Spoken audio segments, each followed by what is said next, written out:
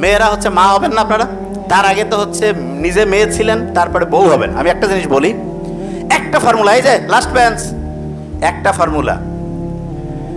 Formula দিছে, একদম number 1 হবেন, সেটাকে আমি বলি। আমি আমার ছোট বোনকে দিছি, এবং সে তার যে শ্বশুর বাড়িতে, তার আমার ছোট বোনের যে শ্বশুর, উনি যখন পৃথিবী থেকে বিদায় নেন, তালই উনি কিন্তু ওনার পৃথিবী থেকে যাওয়ার আগে ওনাকে সার্টিফিকেট দিয়ে গেছে যে এরকম বৌমা পাই নাই, এবং আমাকে বসায় বলছে, আমি সত্যি কথা বলছি। ওর যে হাজব্যান্ড, সে আমাকে বলতেছে আপনার বোন এত ভালো। আমি কিন্তু নিজের বোনের প্রশংসা করছি না, সত্যিটা বলছি।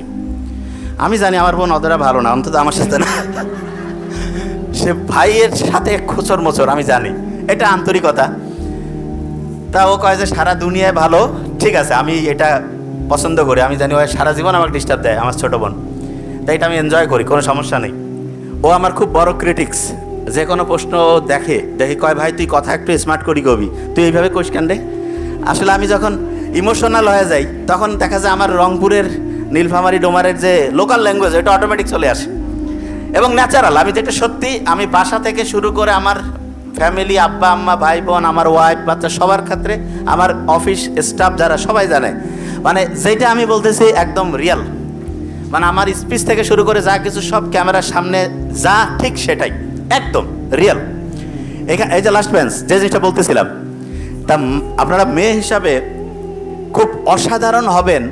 একটা জিনিস খেয়াল রাখবেন, আপনি যখন বিয়ে হবে, হওয়ার পরে অবশ্যই এই জিনিসটা মাথায় রাখবেন, আপনার হাজব্যান্ডের যে মা বাবা এবং ভাই বোন, তাদের সাথে সুসম্পর্ক রাখবেন। এইটা আপনার জন্য গেম চেঞ্জিং হবে।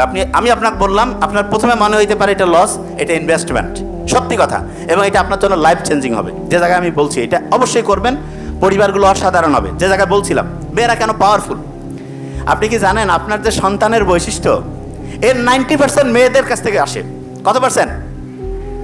ছেলেরা কিন্তু অনেকে জানে না, এখন 90% মেয়েদের আসে। তার মানে সন্তানটা ভালো হইলেও বৈশিষ্ট্যটা প্রধানত কার কাছ থেকে আসছে? তাহলে আমাদের যে বৈশিষ্ট্য, এটা প্রধানত কি আমার আব্বার জন্য না মায়ের জন্য?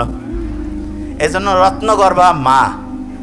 হ্যাঁ, আব্বার অত কিন্তু রত্নগর্ভা মানে যদি হবেই না, মানে আমি জাস্ট বোঝার জন্য বলছি, ওরকম নাই, ঠিক না? রত্নগর্ভা মা আছে কেন? কারণ আসলে সায়েন্টিফিক্যালি দেখা গিয়েছে মেয়ে, একটা সন্তানের 90% হচ্ছে মা।